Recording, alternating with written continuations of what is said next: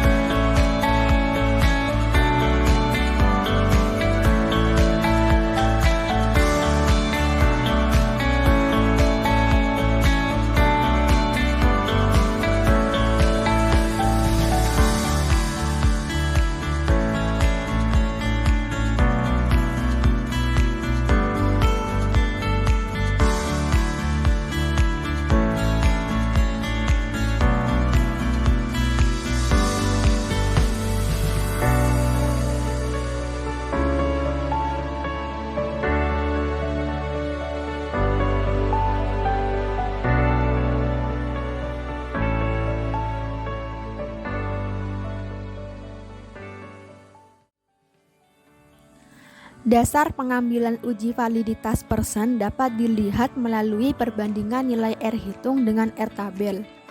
Dikatakan valid apabila nilai R hitung lebih dari R tabel. Jika nilai R hitung kurang dari R tabel, maka tidak valid. Nah, cara mencari R tabel dapat dilihat pada R tabel dengan mencari N-nya dan tarik garis signifikansi 5% yang sudah kita lakukan sebelumnya, sehingga didapatkan R tabel 0,6021. Baik, saya akan menjelaskan hasil uji validitas dari variabel-variabel yang digunakan. Pada variabel jenis kelamin, nilai R hitungnya minus 0,398. Tentu ketika kita melihat R tabelnya yaitu 0,6021, maka dia lebih kecil, jadi tidak valid. Pada variabel golongan darah, nilai R hitungnya 0,124. Dia kurang dari 0,6021, maka juga tidak valid. Selanjutnya, pada variabel tingkat pendidikan, nilai R hitungnya diketahui 0,225, yaitu kurang dari 0,6021, maka ini juga tidak valid. Pada variabel jenis pekerjaan, nilai R hitungnya didapatkan 0,696, yang berarti lebih dari 0,6021, maka valid. Pada variabel agama, nilai R hitungnya yaitu 0,124, kurang dari 0,6021, berarti tidak valid. Oke, itu merupakan cara pertama. Jadi pada cara pertama ini terdapat satu variabel yang valid, yaitu variabel jenis pekerjaan. Selain menggunakan uji validitas person correlation, juga dapat melihat nilai signifikansi. Dikatakan valid apabila nilai signifikansi kurang dari 0,05. Dikatakan tidak valid apabila nilai signifikansi lebih dari 0,05. Baik, pada variabel jenis kelamin nilai signifikannya 0,226, berarti lebih dari 0,05, jadi tidak valid.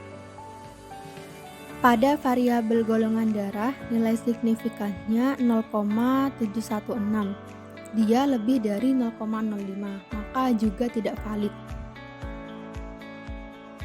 Selanjutnya, pada variabel tingkat pendidikan, nilai signifikannya yaitu 0,507.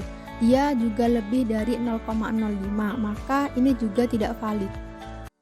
Sedangkan pada variabel jenis pekerjaan, nilai signifikannya 0,017. Nah, nilai signifikan pada variabel jenis pekerjaan ini kurang dari 0,25, yang berarti valid. Pada variabel agama, nilai signifikannya diketahui 0,716, berarti lebih dari 0,05, maka tidak valid.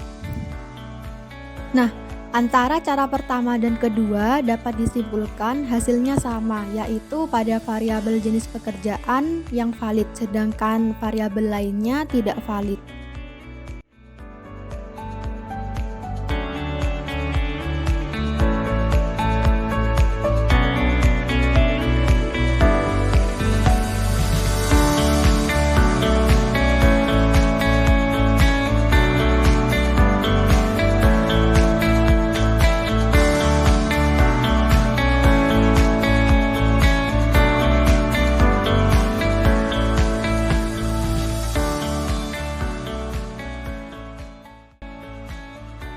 Baik, saya akan menjelaskan hasil uji reliabilitas berikut. Uji reliabilitas Cronbach alpha bertujuan untuk melihat apakah kuesioner konsisten apabila dilakukan pengukuran berulang. Nah, data dikatakan reliable apabila nilai Cronbach alpha lebih dari 0,60. Pada tabel di sini didapatkan nilai Cronbach alpha yaitu 0,653. Jadi dapat dikatakan kuesioner ini reliable.